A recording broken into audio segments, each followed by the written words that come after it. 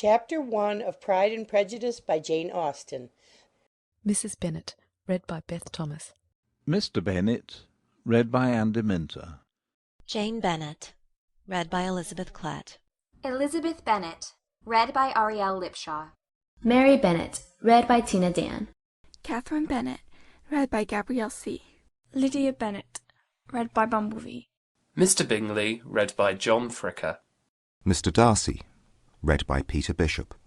Charlotte Lucas, read by Laurianne Walden. Young Mr. Lucas, read by Beth Thomas. Sir William Lucas, read by Robert Scheid. Miss Caroline Bingley, read by Rock Opera. Mrs. Hurst, read by Elizabeth Barr. Mr. Hurst, recorded by Barry Eads. William Collins, read by M.B. Mr. Wickham, read by Algie Pugg. Denny, read by David Richardson. Mrs. Gardiner, read by Tricia G. Mr. Gardiner, read by David Lawrence. Maria Lucas, read by Maria Therese. Lady Catherine de Bourgh, read by Mill Nicholson. Colonel Fitzwilliam, read by Rick F.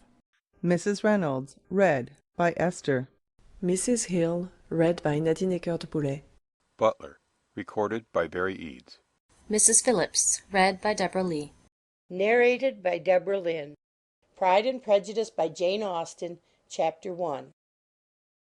It is a truth universally acknowledged that a single man in possession of a good fortune must be in want of a wife. However little known the feelings or views of such a man may be on his first entering a neighbourhood, this truth is so well fixed in the minds of the surrounding families that he is considered the rightful property of some one or other of their daughters. "My dear Mr. Bennet," said his lady to him one day, "have you heard that Netherfield Park is let at last?" Mr. Bennet replied that he had not. "But it is," returned she, "for Mrs. Long has just been here, and she told me all about it." Mr. Bennet made no answer. "Do you not want to know who has taken it?" cried his wife impatiently. You want to tell me, and I have no objection to hearing it. This was invitation enough. "Why, my dear, you must know. Mrs. Long says that Netherfield is taken by a young man of large fortune from the north of England, that he came down on Monday in a chaise and four to see the place, and was so much delighted with it that he agreed with Mr. Norris immediately, that he is to take possession before Michaelmas, and some of his servants are to be in the house by the end of next week." What is his name? "Bingley." Is he married or single? "Oh, single, my dear, to be sure. A single man of large fortune, 4,000 or 5,000 a year. What a fine thing for our girls!" How so? How can it affect them? "My dear Mr. Bennet," replied his wife, "how can you be so tiresome? You must know that I am thinking of his marrying one of them." Is that his design in settling here? "Design? Nonsense! How can you talk so? But it is very likely that he may fall in love with one of them, and therefore you must visit him as soon as he comes." I see no occasion for that. You and the girls may go, or you may send them by themselves, which perhaps will be still better, for as you are as handsome as any of them, Mr. Bingley may like you the best of the party. "My dear, you flatter me. I certainly have had my share of beauty, but I do not pretend to be anything extraordinary now. When a woman has 5 grown-up daughters, she ought to give over thinking of her own beauty." In such cases, a woman has not often much beauty to think of. "But, my dear, you must indeed go and see Mr. Bingley when he comes into the neighbourhood."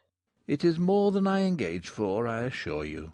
"But consider your daughters. Only think what an establishment it would be for one of them. Sir William and Lady Lucas are determined to go merely on that account, for in general, you know, they visit no newcomers. Indeed, you must go, for it will be impossible for us to visit him if you do not." You are over-scrupulous, surely. I dare say Mr. Bingley will be very glad to see you, and I will send a few lines by you to assure him of my hearty consent to his marrying whichever he chooses of the girls, though I must throw in a good word for my little Lizzie.